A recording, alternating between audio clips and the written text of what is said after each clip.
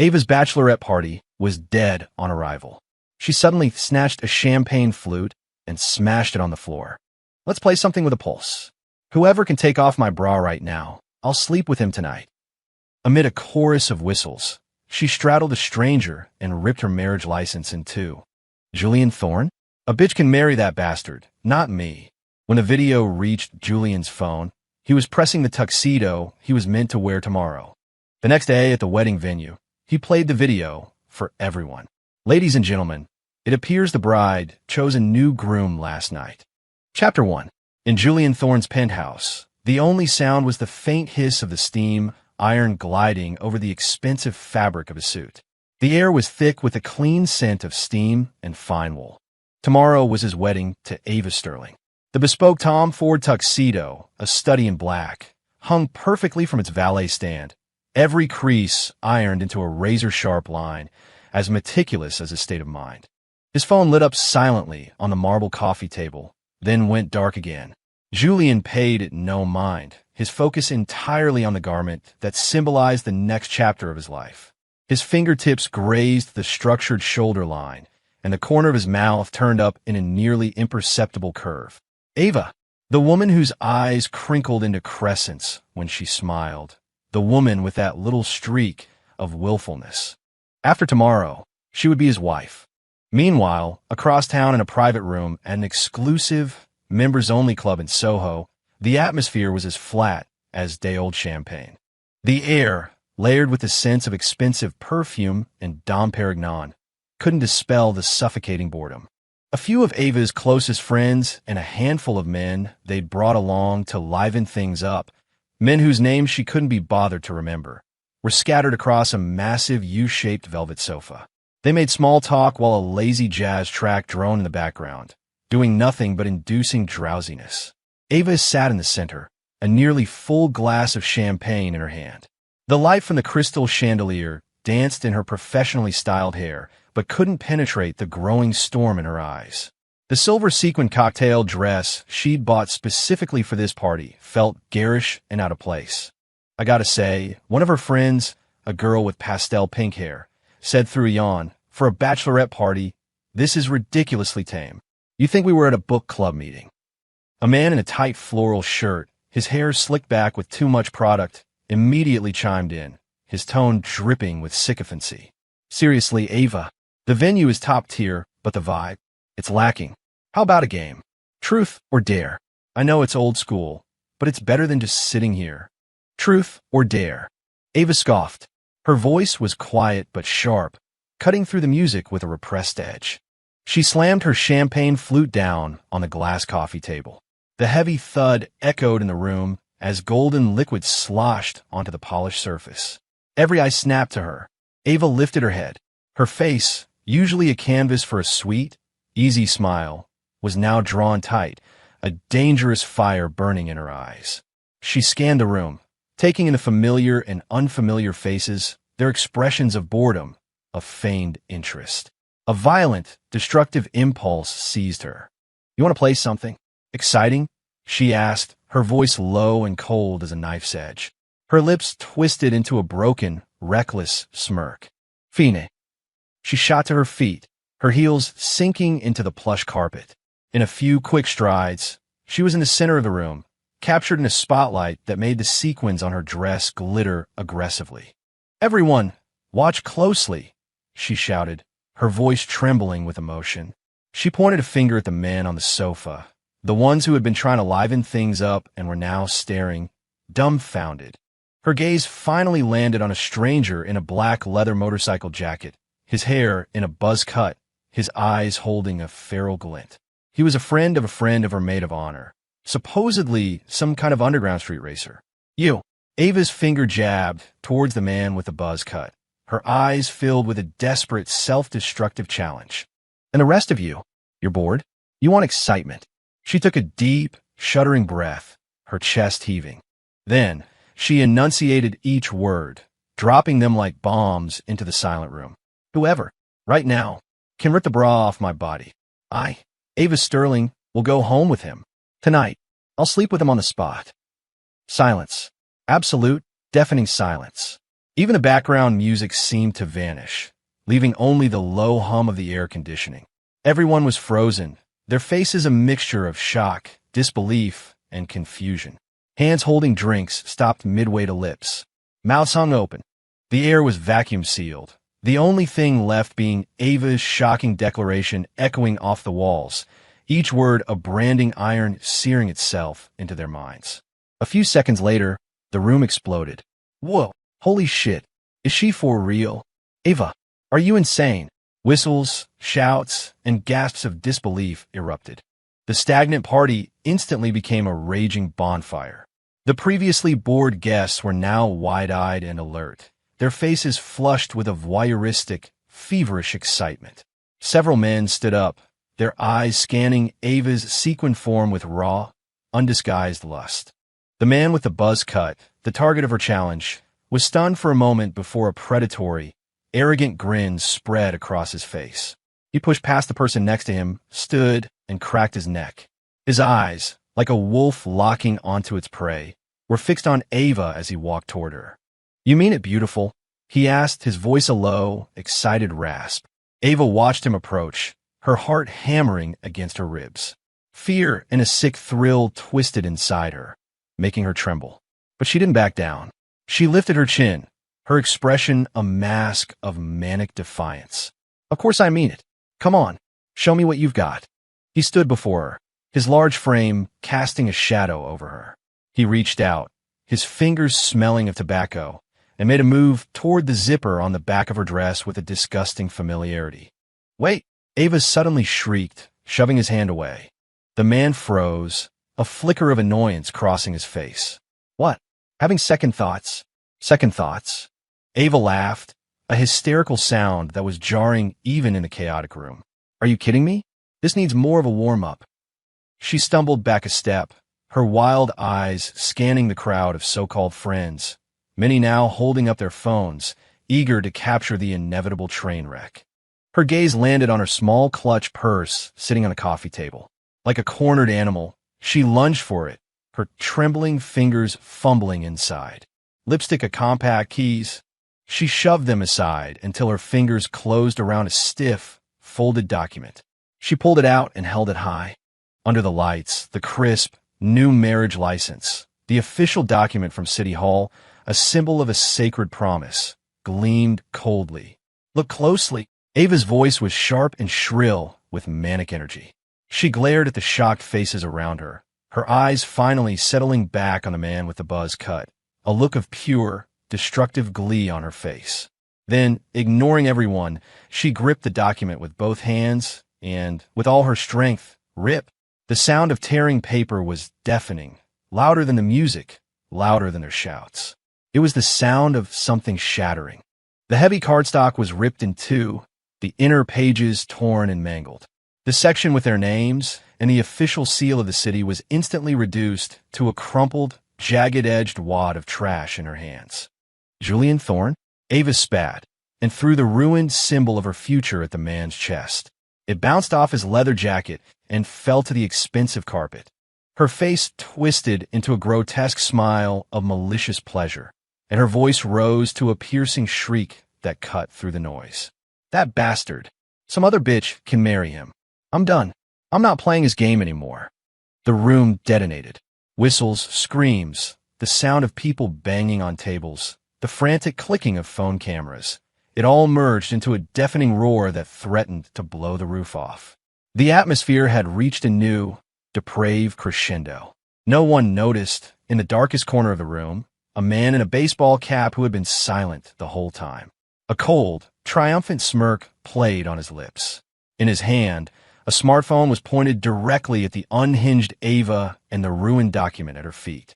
The red recording icon on the screen glowed like a malevolent eye. The silence of Julian's penthouse was shattered by the incessant, violent buzzing of his phone on the coffee table. Busy. The sound was insistent, urgent, like a trapped hornet flinging itself against a window pane. Julian was just carefully placing the freshly pressed tuxedo jacket onto a wide-shouldered hanger. The residual warmth from the iron still clung to his fingertips. The annoying vibration caused his brow to furrow slightly. Who would be so inconsiderate? He glanced at the screen, an unknown local number.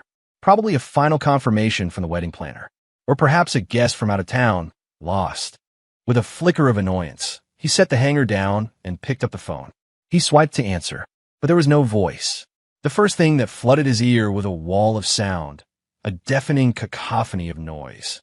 Wild whistles, hysterical screams, the thud of fists on tables, a chaotic beat thumping in the background. It all blended into a tidal wave of debauchery that crashed through the carefully curated tranquility of his apartment. Julian's frown deepened. What was this? A prank call? Just as he was about to hang up, a woman's voice. A voice he knew as well as his own, but now twisted and distorted with a manic energy, sliced through the chaos like a poisoned shard of ice and stabbed directly into his eardrum. Whoever, right now, can rip the bra off my body. I, Ava Sterling, will go home with him. Tonight, I'll sleep with him on the spot. Boom! A silent thunderclap detonated inside Julian's skull. His grip on the phone tightened, his knuckles turning white, cracking audibly. For a split second, his blood seemed to freeze in his veins before it came rushing back to his heart with such force that a suffocating pain seized his chest. Ava? His Ava? The woman who was supposed to be his bride tomorrow? The woman whose eyes crinkled into crescents when she smiled? Impossible. He must have misheard. It was a deep fake, a sick joke. But then came the follow-up from the phone, the lewd, unrestrained cheers of the crowd, a strange man's lust-filled, raspy response. You mean it, beautiful? Julian's body went rigid, as if carved from ice. Only the hand holding the phone trembled uncontrollably. He stared at the screen, as if trying to see through the glass to the hellscape on the other end. And then he heard it, the sound of tearing paper, a sound that signified total annihilation. Rip. It was followed by Ava's voice, a shriek filled with the exhilaration of destruction, every word a white-hot needle driving into his brain. Julian Thorne? That bastard. Some other bitch can marry him. I'm done. I'm not playing his game anymore. Clang. The steam iron, still hot, slipped from his other hand, which had suddenly gone limp. Its heavy metal plate crashed directly onto his expensive, gleaming Gucci loafer. TSSSSS. The searing heat of the metal instantly met the skin of his foot. The sickening smell of burnt leather and flesh filled the air. Pain, sharp, blinding pain shot up his spine and exploded behind his eyes. NGH. A strangled, guttural sound escaped his clenched teeth. A sheen of cold sweat broke out on his forehead, and the color drained from his face, leaving it a ghostly white. But the physical agony, enough to make a normal person collapse, was like a single spark falling into a frozen ocean. It was instantly extinguished, consumed by the soul-freezing Arctic wave of betrayal that surged up from the deepest part of him. The burn on his foot throbbed, a brutal reminder of reality. But a deeper, colder, sharper pain emanated from the place in his chest that had just been violently torn apart. It didn't bleed, but the void it left was colder and more agonizing than any physical wound. The phone was still pressed to his ear. Through it came the sounds of the strange man's triumphant laughter, the crowd's insane cheering, Ava's hysterical, vindicated shrieks. The sounds wove together a filthy, venomous tapestry that spun before his eyes. Slowly, very slowly, he lowered his head. His gaze fell to his feet. The heavy iron lay on its side, a small shred of bloody, burnt skin clinging to its edge. Next to it was the wedding tuxedo he had just finished pressing, impeccably black, perfectly straight, a symbol of promise and a future. How ironic, how pathetic. Julian's lips pulled back, slowly, stiffly. It wasn't a smile. It was a twisted grimace forged in the crucible of absolute pain and ice. The last flicker of warmth in his eyes, the last trace of the man he was snuffed out. In its place was a black hole, churning with a blizzard. He lifted his injured foot, his movement unsteady but resolute, and walked, step by agonizing step, toward the massive floor-to-ceiling windows. Outside, the city lights of Manhattan sparkled, a glittering tapestry of a million dreams of home and love. He stood with his back to the false splendor, facing the dead silence of his apartment and the lingering smell of scorched flesh. The hellish cacophony from his phone continued. Julian raised his uninjured hand and brought the phone to his lips. His voice, transmitted into that carnival of chaos, was low, steady, and utterly devoid of emotion. It carried a deathly calm, a coldness that could freeze fire. "Have fun." Without waiting for a response, he ended the call. The screen went dark. The apartment was silent again, save for his own ragged, suppressed breathing and the relentless, sharp throbbing from his foot. He turned back to the black tuxedo. Dragging his injured foot, he walked to the valet stand. He reached out, not to caress the fine fabric, but to grab the lapels in a death grip. Shirt. The sound was even more violent and grating than the one from the phone. The expensive, sacred garment, under the force of his raw strength, tore like cheap paper. A massive, ragged gash was ripped from the collar down to the hem. Black fabric scraps fluttered to the carpet like the wings of a dying crow. Julian's face was a blank mask, as if he hadn't just destroyed the symbol of his future, but had merely disposed of a piece of rotten trash. He tossed the ruined tuxedo to the floor. He sat down on the sofa, his movements stiff from the injury, his back ramrod straight. He picked up his tablet from the coffee table. The screen flared to life, its blue light illuminating his bloodless face and bottomless eyes. His fingers moved across the screen with speed and precision. No furious shouting, no ninjeda.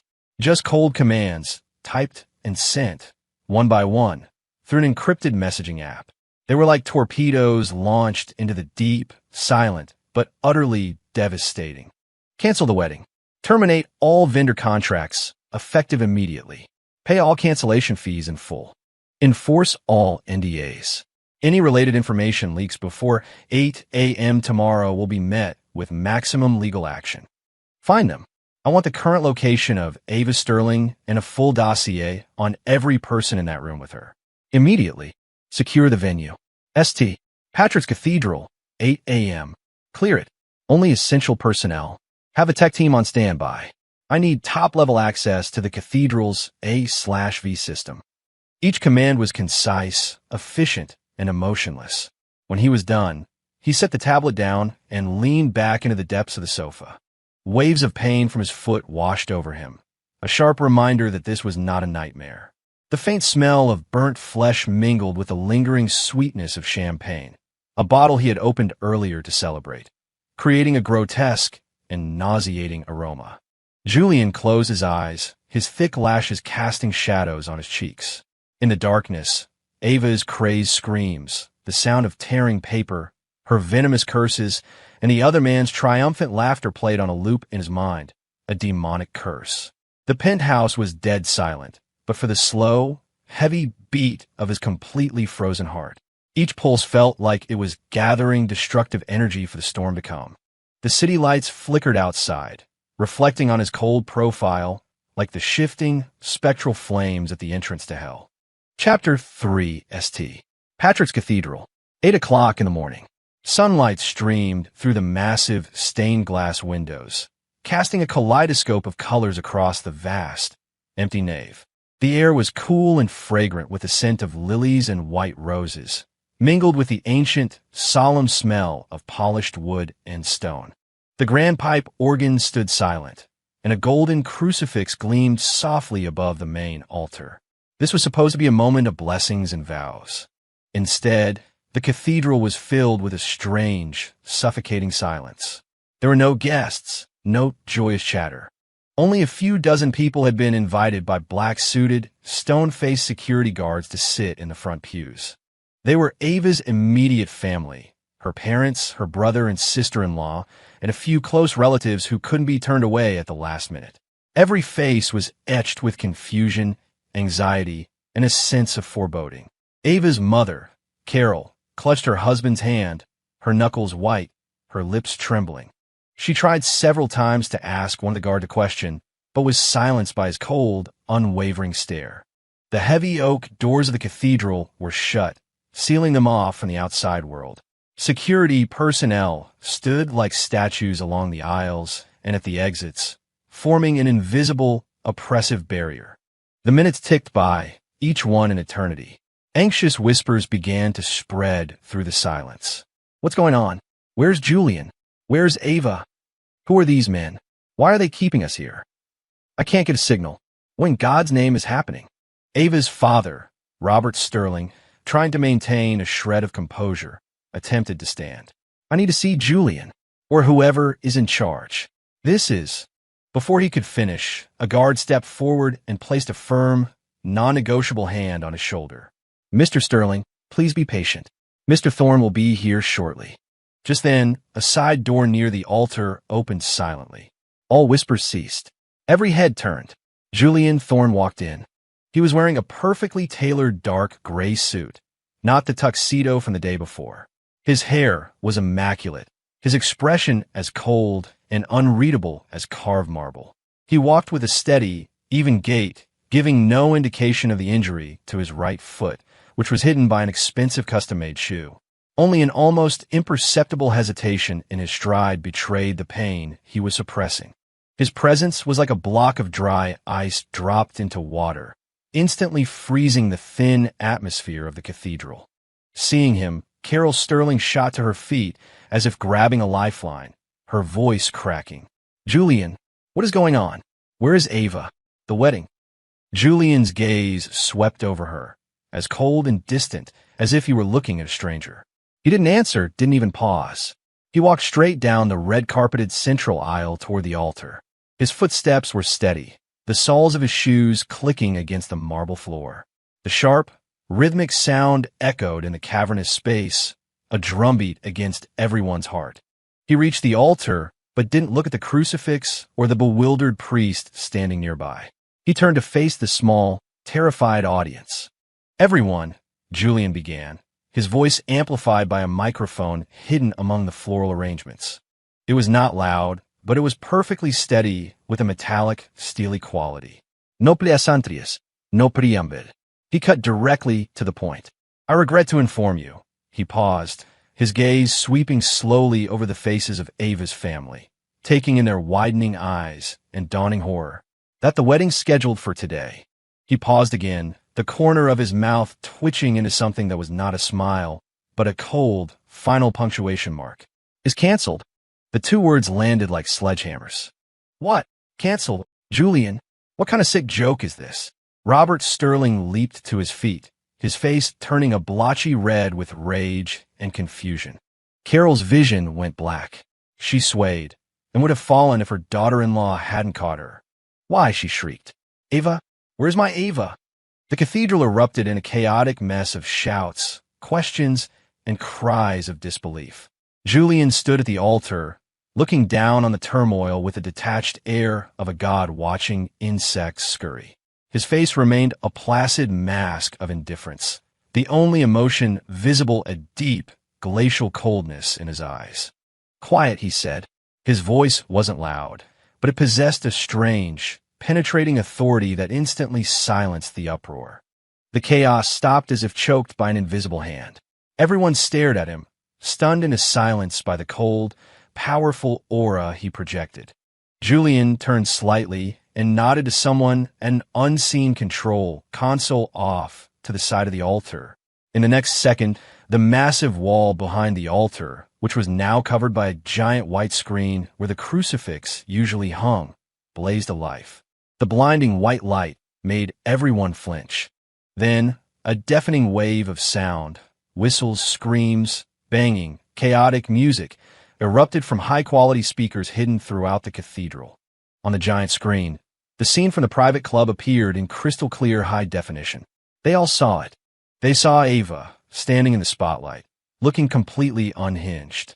They heard her scream the shocking challenge about her bra and sleeping with a stranger. They saw the man with the buzz cut approach her with a lewd grin. They saw Ava's hysterical laughter as she lunged for her purse and pulled out the crisp, official marriage license. They saw her, with all her strength, rip the sacred document to shreds. They saw her throw the crumpled wad of paper at the man's chest. They saw the twisted, malicious, triumphant smile on her face. And they heard her final, soul-piercing shriek. Julian Thorne? That bastard. Some other bitch can marry him. I'm done. I'm not playing his game anymore. The video froze on a close-up of Ava's face, grotesquely distorted by mania and malice. The high-definition camera captured every detail of the madness in her eyes and the contemptuous curl of her lip, magnifying it all into a weapon that gutted every single person watching. Dead silence. A silence heavier and more profound than any before, pressing down like a physical weight from the cathedral's vaulted ceiling, making it hard to breathe. The blood drained from Robert Sterling's face. He stood gasping like a fish out of water, a strangled, choking sound coming from his throat. His body swayed violently before he collapsed back into the pew with a heavy thud, his face ashen. Carol's scream was trapped in her throat, turning into a series of short, sharp sobs. She clamped a hand over her mouth, her eyes wide with horror as she stared at the monstrous image of her daughter on the screen. She began to shake uncontrollably until the shock became too much. Her eyes rolled back in her head, and she fainted, slumping into the arms of her daughter-in-law. The other relatives were either pale and trembling, or had bowed their heads in shame, unable to watch any longer. Some shot horrified, contemptuous glances toward the collapsing Sterling family. In that single moment, the Sterling family name was utterly and publicly destroyed. Julian stood at the altar, bathed in the cold light emanating from the image of Ava's crazed face. He was expressionless, his eyes like the permafrost of the Siberian tundra. There was no anger, no sadness, just a vast, dead, empty void. He lifted his chin slightly, his gaze sweeping over the scene of devastation below. His voice, calm and without a ripple of emotion, was colder than any accusation. You are all witnesses. As of last night, the bride, Ava Sterling, voluntarily, publicly, and completely nullified her marriage contract with me and made her choice. Therefore, this wedding has lost all meaning. Now, please, exit in an orderly fashion. Without another word, he turned and walked away. As his right foot landed, the suppressed, burning pain flared, but his pace never faltered. It remained steady, cold, and final. He walked toward the side door, his back straight as a sword, slicing through the suffocating atmosphere of betrayal, shame, and despair he left behind him. The heavy door closed softly, sealing the silent funeral within. Sunlight filtered through the stained glass, cast beautiful but cold patterns on the floor. The scent of lilies and white roses now smelled only of decay and death. Chapter for the city's neon lights streaked past the car window, casting fleeting shadows across Julian's cold profile. He leaned back against the leather seat, his eyes closed, feigning rest. The car was silent except for the low hum of the engine. In the passenger seat, a man in a black suit with a sharp, capable face, Julian's executive assistant, Carter Finch, was looking at a tablet, the blue light illuminating his own impassive expression. Mr. Thorne, Carter's voice broke the silence, steady and clear. We have all the raw footage from the VIP room at Phantom last night, from both the club security cameras and several personal phones. The tech team has enhanced the video, and we've identified all key individuals. Julian didn't open his eyes, just gave a nearly imperceptible nod. Carter continued, his cadence measured and precise. There were 7 primary participants. Besides Ms. Sterling, they are Leo Rhett Martinez, male, 28, unemployed, known in the underground street racing scene, has a record for assault and illegal vehicle modification. He was the one who had direct physical contact with Ms. Sterling. Chloe Vance, female, 26, Ms. Sterling's college roommate and close friend, one of the party's organizers. Brandon Cole, male, 30, Chloe Vance's current boyfriend, runs a third-rate modeling agency. He was there to liven things up. Crystal Summers, female, 25, a social media influencer known for her wild persona. She filmed and was the first to distribute the video in a private group chat. Devin Shaw, male, 29, a freelance photographer, often works with Crystal Summers, provided the high-definition camera.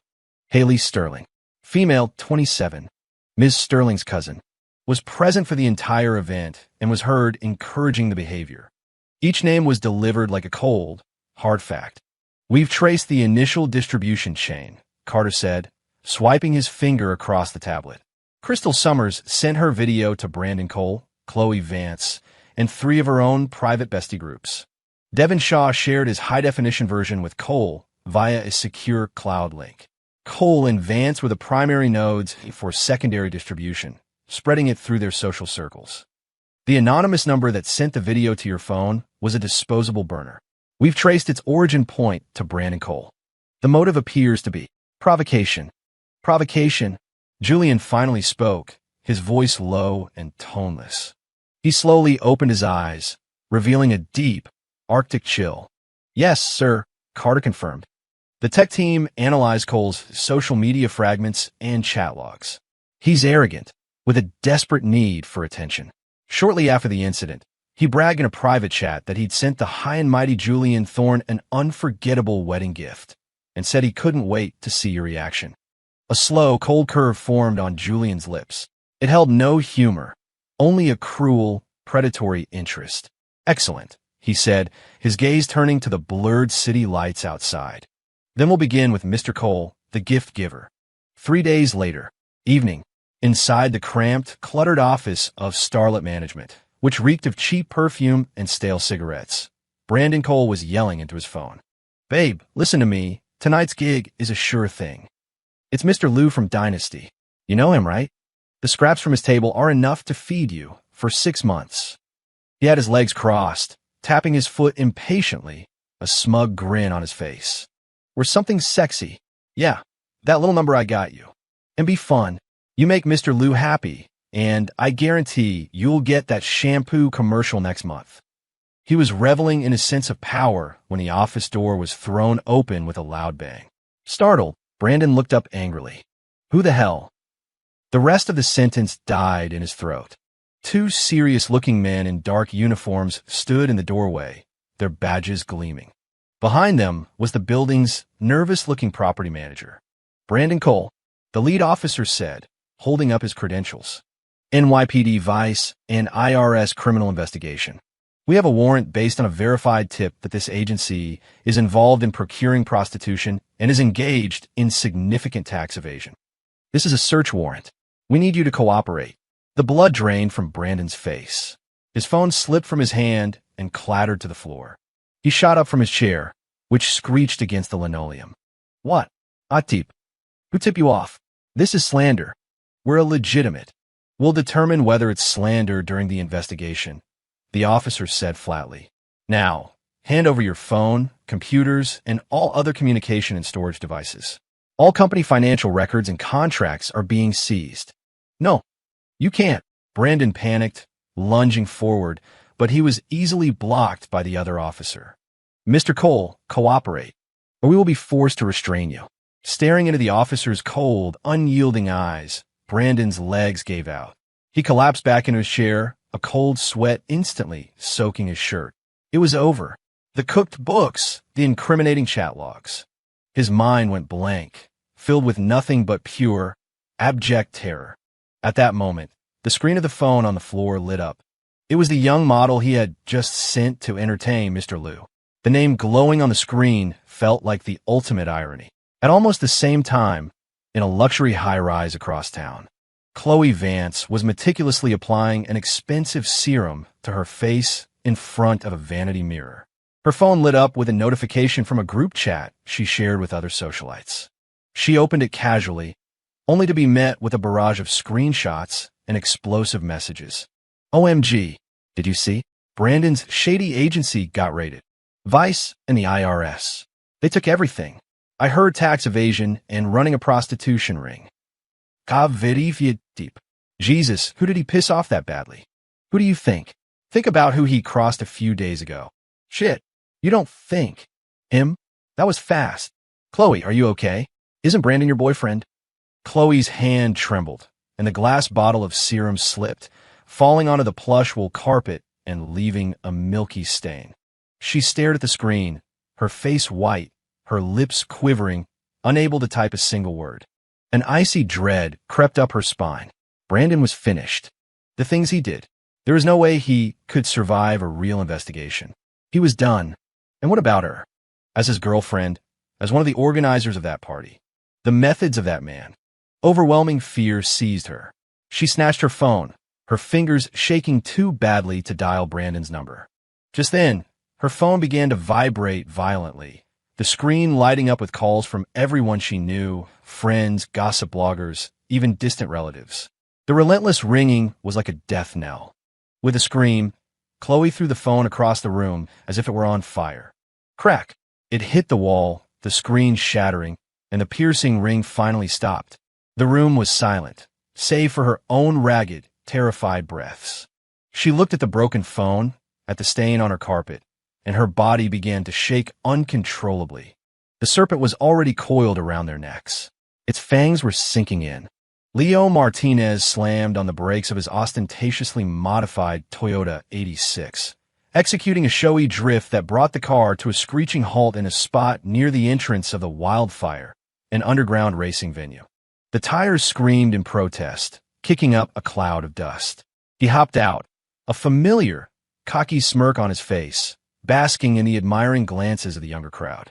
The insane party and that rich girl, Ava Sterling, had become his primary bragging rights for the past few days. Wreck, dude, you're a legend. Heard you had a wild night. One of his crew, a kid with bleached blonde hair, sidled up to him, waggling his eyebrows.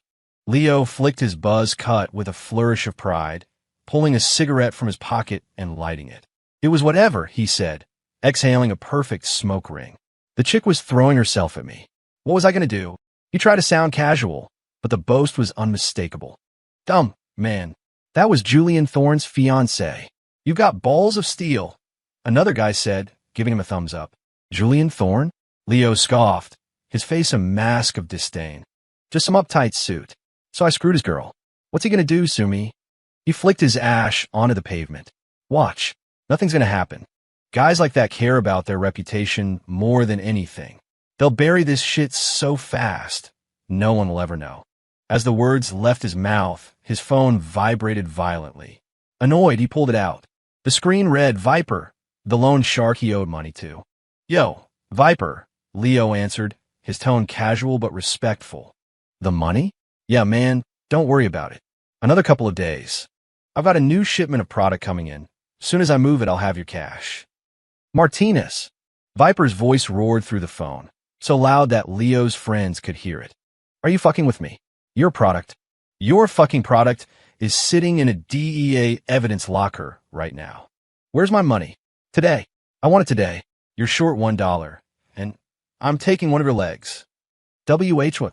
Leo's smirk froze, the cigarette nearly falling from his lips. Viper, you're kidding, right? My stuff is stash safe.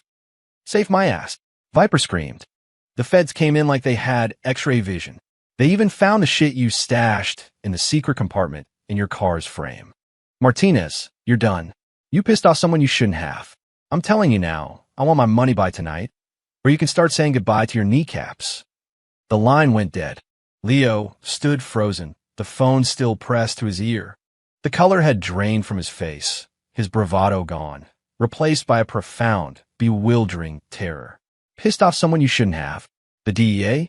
They found the secret compartment? How was that possible? A cold sweat soaked the back of his shirt.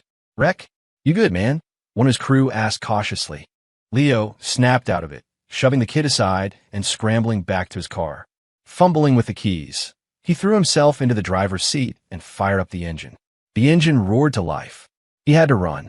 Now, Viper wasn't bluffing, and if the DEA had his stash, his life was over. The Toyota 86 shot out of the parking lot like a panicked beast, merging recklessly into evening traffic. Leo's knuckles were white on the steering wheel, his eyes bloodshot, a single thought pounding in his head. Escape. Get out of the city. He floored it, weaving dangerously through lanes, ignoring the blare of horns and shouted curses. He just had to get to the highway. Once he was on the open road, he'd be safe. He finally reached the on-ramp, the speedometer needle climbing, the engine scream drowning out his frantic heartbeat. Just as the car was about to merge into the main lanes of the highway at maximum speed, bang! Adulte, Goutonching explosion. The Toyota's front left tire disintegrated without warning. The high-speed rotation shredded the rubber, sending fragments flying like shrapnel. He lost control. The car swerved violently to the left, then, caught by its own momentum, began to flip. Crunch, screech, smash. The sounds of twisting metal and shattering glass filled the air as the car tumbled across the asphalt, sparks flying. Finally, the mangled wreck slammed into the concrete median and came to a stop, thick smoke pouring from the engine. The acrid smells of gasoline, burnt rubber, and blood filled the air. A few seconds later, the mangled driver's side door was kicked open from the inside. Leo, his face covered in blood from a deep gash on his forehead, stumbled out. One of his arms was bent at an unnatural angle, but he seemed oblivious to the pain. His one good eye was wide with a wild post-crash terror. He scrambled out of the wreckage, collapsing onto the cold pavement. He coughed up blood, trying to push himself up. The highway traffic was descending into chaos around him. Just then, the low, rhythmic growl of a powerful engine approached. A sleek, all-black Bugatti Veyron, silent as a panther, pulled over a short distance from the crash. Its pristine form was a shocking contrast to the smoking heap of scrap metal. The tinted window lowered smoothly. Leo struggled to lift his head. Through the blood blurring his vision, he saw the driver. Julian Thorne. He was wearing a perfectly tailored black suit.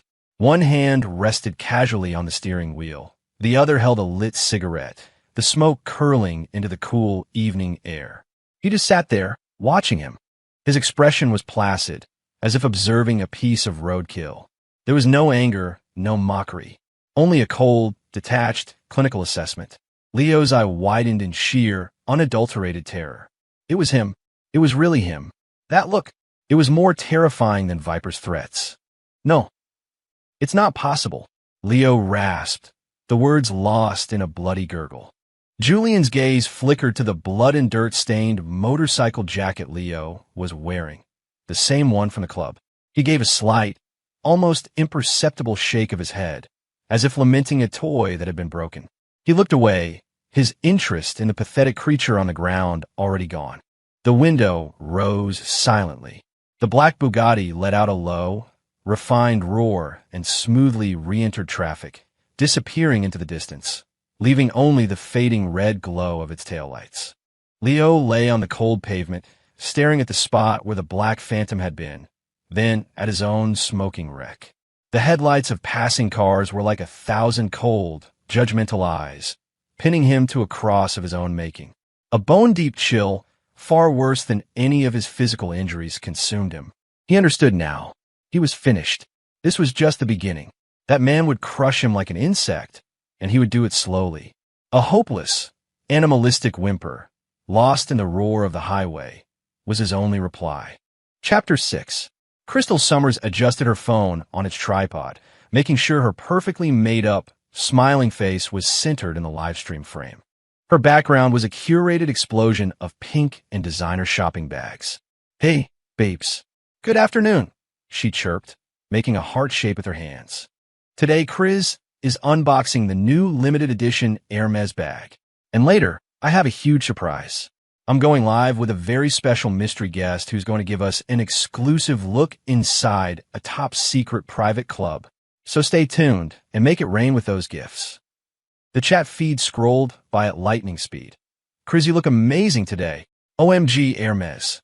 Mystery guest? Spill the tea." Chris is so well-connected. Crystal watched the viewer count climb, her heart swelling with satisfaction. While the story about Julian Thorne had been suppressed on major news outlets, within her elite social circle, she was seen as a key player. Brandon and Chloe were toast, but she saw their downfall as her opportunity. If she couldn't land a guy like Julian, she could at least leverage the drama for clout. She had pulled a lot of strings to connect with tonight's mystery guest, a so-called Mr. Wong, who supposedly had ties to the Thorne family. She was planning to make it her biggest stream ever. The live stream went off without a hitch.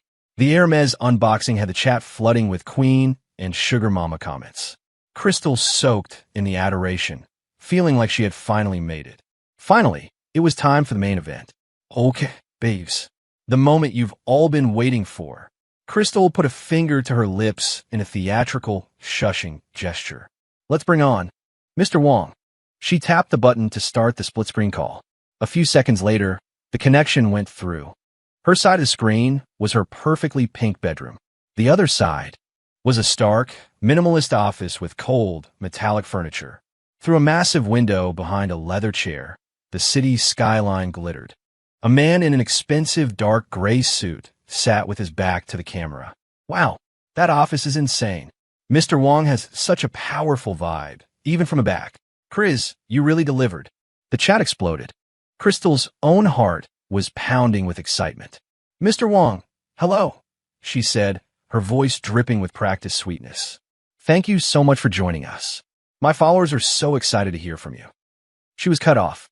On the other side of the screen, the man in the chair slowly, gracefully turned around. A handsome, flawless, and glacially cold face filled the frame. His deep-set eyes, even through the screen, felt like two shards of ice piercing directly into her. Crystal's sweet smile froze on her face. Her mind went completely blank. Her eyes bulged with a terror so profound that her mouth fell open, but no sound came out. Julian Thorne? How could it be him? What happened to Mr. Wong? A tidal wave of ice-cold fear crashed over her, paralyzing her completely. The chat feed, too, seemed to stutter for a second before erupting with a new, frantic energy. Holy S! Is that Julian Thorne? Am I seeing things? The CEO of Thorne Industries? How is Crystal connected to him? This is the biggest drama ever. Julian's gaze swept past the camera, as if looking right through the screen at Crystal's terrified, contorted face. A small, chilling smirk touched his lips. He ignored the frantic chat and Crystal's catatonic state. He slowly raised a hand, and between his long fingers, he held a small, silver USB drive. Ms. Summers, Julian began, his voice calm and low, yet it carried an authority that froze the entire live stream. I hear you have a particular passion for recording and sharing other people's private moments. Crystal began to shake violently, her teeth chattering. She wanted to shut it down, to kill the feed, but her limbs refused to obey. She was trapped. Julian placed the silver drive on his polished desk. The small click was like a gunshot in the silent stream. What a coincidence, he said, tilting his head slightly, his eyes like those of Spider watching a trapped fly. I happen to have a few highlights of you as well. Without another word, without giving anyone time to react, the massive window behind him, which displayed the city skyline, went dark. It wasn't dark. It had become a screen, and it began to play a video. The star of this video was Crystal herself. Clip 1. A hazy, dimly lit VIP room. Crystal, looking disheveled and high, greedily snorting a white powder off a piece of tinfoil, a look of blissed-out ecstasy on her face. Pills and other drug paraphernalia were scattered on the table. The camera angle was so clear you could see the track marks on her arm. Clip 2. A luxury hotel suite. Crystal was in bed with a much older, heavy-set man, the scene graphic and obscene. The man's face was blurred, but Crystal's fawning, depraved expressions and sounds were captured in high fidelity. Clip 3. A backstage dressing room. Crystal was screaming profanities at another, younger influencer, her words dripping with venom. She then physically attacked the girl, pulling her hair and ripping her clothes, her face a mask of vicious entitlement. 3 videos. High definition. Undeniable. Each one a nail in the coffin of her career. No. Crystal finally let out a blood-curdling scream, lunging at her computer, trying to end the stream, her hands slapping uselessly at the keyboard. But it was too late. The viewer count had skyrocketed the moment Julian appeared and had now reached an astronomical number. The chat was no longer scrolling. It was a solid, frozen wall of text. WTF? Drugs. Prostitute. Bully. Career over. Someone call the cops. Just as Crystal's scream reached its peak, just as the internet began to melt down, the live stream, pop, was cut. The screen went black. But the internet never forgets. In the split seconds before the feed was killed, thousands of people had already screen-recorded the clips. Like a virus, they spread across X, TikTok, Instagram, and Reddit. Hashtag Crystal does drugs, hashtag Crystal the escort, hashtag Crystal is over party trended worldwide within minutes. Each tag marked with a bright red, explosive icon. Crystal Summers collapsed to the floor of her pink, designer-filled bedroom.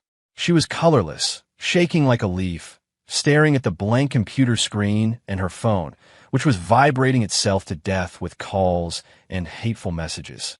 It was a nightmare from which she would never wake. It was all over. Everything she had built, her carefully crafted influencer persona, had been annihilated by Julian Thorne's cold stare and 3 short video clips. The pink prison that had brought her so much vanity and joy had just become her public execution chamber. Chapter 7 on the frayed edges of the city, inside a dilapidated dive bar called the Blue Note, the stale air smelled of last night's beer, cheap cigarettes, and disinfectant. Ava Sterling was curled into the corner of a greasy booth. She was still wearing the same sequin dress from 3 nights ago, now rumpled and stained, its shine gone. Her hair was a matted mess. Her makeup was smeared into dark streaks down her pale cheeks, and her lips were cracked and bleeding. She clutched a cheap plastic lighter in her hand, her knuckles white. Her body trembled with a desperate, insatiable craving. Her eyes, once so bright, were now bloodshot and vacant, burning with a sick, feverish need. "Where is it?" she rasped, her voice raw. She looked up at the man sitting across from her.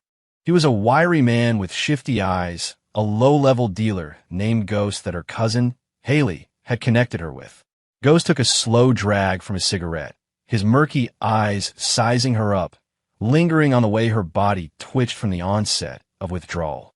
He smirked. "Where's the money, socialite?" Ghost drawled, blowing a smoke ring. "You still owe me for last time, and today's price just went up. I'll get it soon." Ava's voice rose, becoming shrill and desperate. She clawed at her own tangled hair. "My family has money. My parents. Yes, my parents will pay you. Just give it to me now. Please." She reached out, her fingers shaking violently, trying to grab the small, foil-wrapped package on the table. Ghost snatched it away, a cruel smile on his face. "Don't bullshit me. Everyone knows about your family. Your dad's company stock is worthless, and his creditors are about to break down his door. Get money from them." He laughed. "You're poison now, sweetheart. Anyone who touches you goes down." Ava froze, his words stabbing into her already shattered psyche. Her family situation. She couldn't bear to think about it. Since the wedding disaster, the Sterlings had become a laughingstock, a pariah. Her father's business was under attack from an unknown enemy. Partners were pulling out, banks were calling in loans. When she'd run from the house, it was already a war zone. Her mother had collapsed multiple times, and her father's eyes held only despair and hatred. "No, that's not true," Ava mumbled, her gaze becoming more unfocused. A deep, gnawing cold spread through her bones, an emptiness so profound it felt like a million insects were devouring her from the inside out. "Please, I'm begging you, just a little, just enough to get by."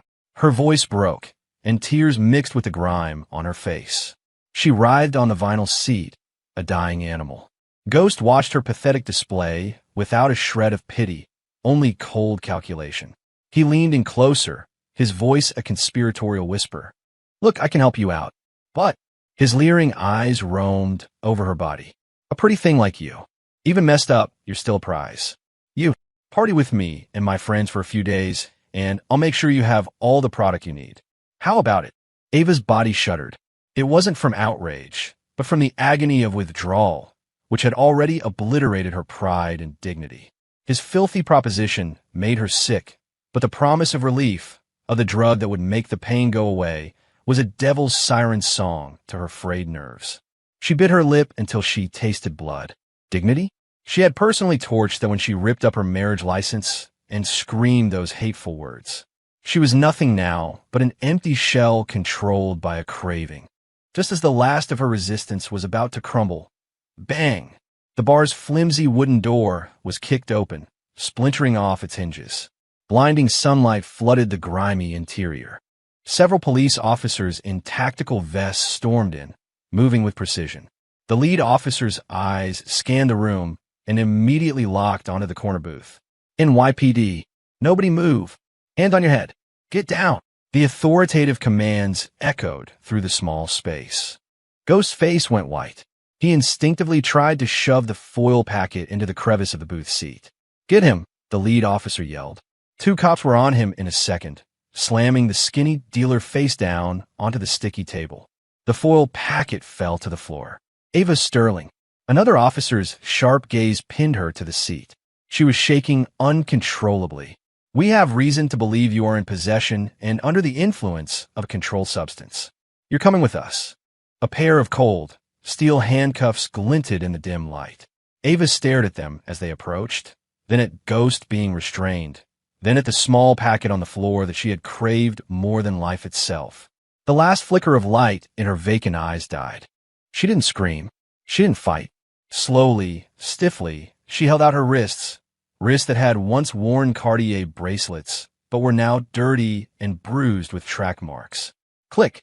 The cold bite of the metal sent a final, definitive chill through her body. Like a marionette with its strings cut, she was hauled to her feet by two female officers and dragged toward the blinding light of the doorway. As they passed the bar, the few day drinkers and the bald owner stared at her with a mixture of shock, contempt, and morbid curiosity. "Hey, isn't that the Sterling girl? Serve her right. Look at her, a junkie. Heard she cheated on Julian Thorne. You don't mess with a guy like that." She had it coming. Their whispers were like filth splattering onto her already sullied soul. Ava was shoved into the back of a waiting police car. The door slammed shut, sealing her in. As the car sped away, its lights flashing, Ava curled up on the hard plastic seat, the handcuffs digging into her skin. She watched the familiar city streets fly by, the sunlight hurting her eyes. A silent torrent of tears streamed down her face, mixing with the dirt, the taste of salt and bitterness and the complete, rotten finality of despair. The society princess, once raised in a greenhouse and admired by all, had finally, irrevocably, rotted from the inside out. She was now being thrown into a lightless abyss, and she had no one to blame but herself. Chapter 8: The Silent Funeral at St. Patrick's Cathedral felt like a lifetime ago. Now, in the CEO's office on the top floor of Thorne Industries, a cold, absolute calm reigned. Julian stood before the floor-to-ceiling windows, his back to the room, a glass of red wine in his hand. The city of New York sprawled beneath him. The door opened silently. Carter Finch entered, holding a thin file. "Mr. Thorne." Carter's voice was as steady as ever, but held a new, deeper note of awe. Julian gestured for him to proceed without turning around. "Leo Martinez," Carter began, opening the file. "Formally charged with possession with intent to distribute and felony reckless endangerment. The drugs found at the scene of his crash were a perfect match to the larger stash found in his apartment. His loan shark, Viper, was also arrested this morning in a separate RICO investigation. Martinez is looking at a minimum of 10 years. Brandon Cole," Carter continued. "His agency has been shut down pending a federal investigation into prostitution, tax fraud, and racketeering. All corporate and personal assets have been frozen. As the ringleader, he faces significant prison time. Chloe Vance, as his accomplice, is also under investigation, with her assets frozen. Her social standing is non-existent. Crystal Summers, charged with possession of a controlled substance, public indecency, and cyberbullying. The evidence is overwhelming. She is in custody. All her social media accounts have been permanently banned, and she faces multiple lawsuits in addition to jail time. Devin Shaw, as her accomplice who filmed and distributed the initial video, has also been detained. Haley Sterling," Carter read the last name. "While not directly involved in illegal activities, her presence and encouragement at the party have had consequences. Her husband's family, fearing association with the scandal, has initiated divorce proceedings. Her father, a senior executive at a public utility, has been suspended pending an internal investigation following a recommendation from several majority shareholders. Haley herself has been disowned by the extended Sterling family. Her current whereabouts are unknown." Carter closed the file. His voice lowered. As for Ava Sterling, she was arrested for possession. Given the evidence, she was committed to a 2-year mandatory state drug rehabilitation program. The Sterling family is finished. They've declared bankruptcy. Robert Sterling suffered a major stroke and is in critical condition. Carol Sterling had a nervous breakdown and is now in the care of her relatives. The name Ava Sterling is now taboo. The report concluded. The office was silent. Julian remained with his back to Carter, gazing out at the concrete jungle he ruled. He slowly raised his wine glass, giving a slight, solitary toast to the glittering city. The dark red liquid swirled like blood. "Understood," he said, his voice a quiet murmur, devoid of all emotion. It was as if Carter had just delivered a routine market summary, not the ruin of half a dozen lives. Carter bowed slightly and exited the room, closing the door behind him. The silence returned. Julian turned and walked to his massive, empty desk. He set down his glass and tapped the trackpad of his laptop. The screen came to life, not with emails or spreadsheets, but with a grid of live surveillance feeds. Window 1, a police interrogation room. Leo Martinez in a prison jumpsuit, head shaved, his arm in a sling, staring blankly as he was forced to press his thumbprint onto a confession. Window 2, the recreation yard of a women's correctional facility. Crystal Summers, looking sallow and thin in a drab uniform, huddled in a corner until a guard approached and forcibly led her away as she shook her head in terror. Window 3, a hospital ICU waiting area. Carol Sterling, looking 20 years older, weeping hysterically while being supported by two relatives, staring at the closed doors of the intensive care unit. Window 4, a visitation room at a state rehab facility. Through thick plexiglass, Avis Sterling, gaunt and sallow, her hair like straw, argued frantically into a telephone receiver. Her eyes were wild, her expression shifting from rage to pleading to catatonia. The seat on the other side of the glass was empty. No one had come.